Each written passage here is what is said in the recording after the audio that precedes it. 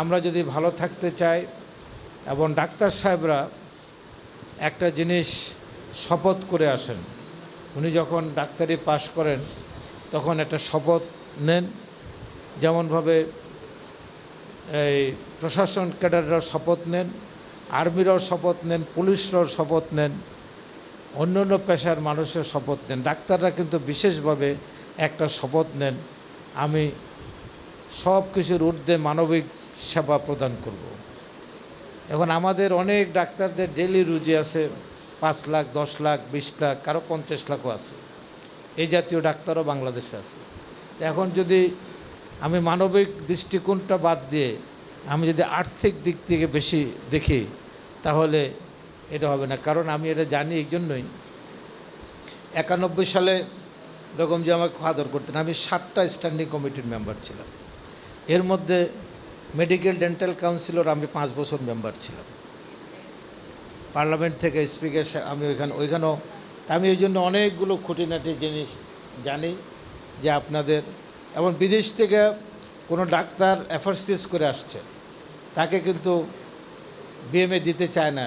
এই কয় না, আপনার এখানে আপনার সরকারি হাসপাতালে বা কোথাও আপনার করতে পারবেন না, আপনি এখানে আবার পরীক্ষা দিয়ে আসেন।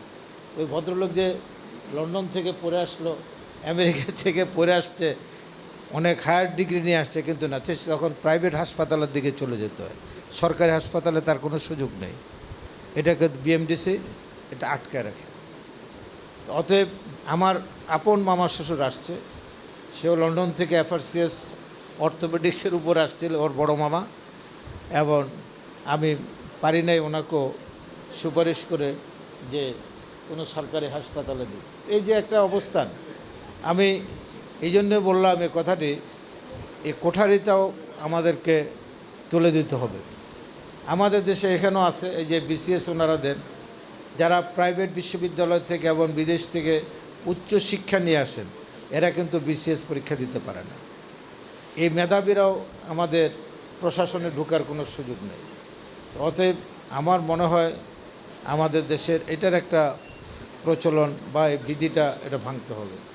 আর আমি দেশে চিকিৎসা নিতে বাইরেও গিয়েছি বহুবার, সেখানে দেখলাম মাউন্ট এলিজাবেথ বলেন, বার্মনঘাট বলেন, মেট পার্ক বলেন, আপনার অ্যাপোলো বলেন, বিভিন্ন দেশে ডাক্তারদের চিকিৎসা দেওয়ার পরে অপারেশন হোক, এরপরে পোস্ট অপারেটিভ যেটা, সেটা সম্পূর্ণরূপে নার্সদের উপর নির্ভর করে। একদম টোটাল 80% হলো নার্সদের উপর, 20% হলো ডাক্তারদের উপর। অতএব আমাদের দেশে ওইভাবে নার্স ইনস্টিটিউশনগুলো বিল্ড আপ হয় নাই। ওই সমস্ত দেশে নার্স ইনস্টিটিউশনগুলো 4 বছর 6 বছরের মেয়াদি, এবং তারা ডিপ্লোমা এবং প্রায় ডাক্তারদের সময় তাদের ট্রেনিং প্রাপ্ত হয়, তারা করে। আমাদের দেশে যদি এটা আরও ডেভেলপ করে, তাহলে আমাদের দেশে ওইটার সুবিধা হবে। আমি আপনাদেরকে একটি কথা বলতে চাই, এখানে সিভিল সার্জন তত্ত্বাবধায়ক সাহেব আছেন। আমাদের দেশের আপনার একটা জিনিস, আমাদের ডাক্তার সাহেবরা বিভিন্ন উপজেলা ইউনিয়ন এতে আপনার পোস্টিং হয়, পোস্টিং ওনার এখানে বেগমগঞ্জ থানা উপজেলা স্বাস্থ্যকেন্দ্র। এরপরে উনি এখানে জয়েন করার পর আবার অ্যাটাচমেন্ট নিয়ে নেন ঢাকা মেডিকেল, চিটাং মেডিকেল বা জেলা পরিষদ বিভাগীয় এক জায়গাতে। তো উনি বেতনটা এখান থেকে নেন, আর ওইখানে থেকে অ্যাটাচমেন্টে উনি প্রাইভেট প্র্যাকটিস করেন, মাসে 10-20 লাখ 30 লাখ টাকা রুজি করেন। ওনার সেবার থেকে উনি কিন্তু ওনার শপথ ভঙ্গ করে গেলেন।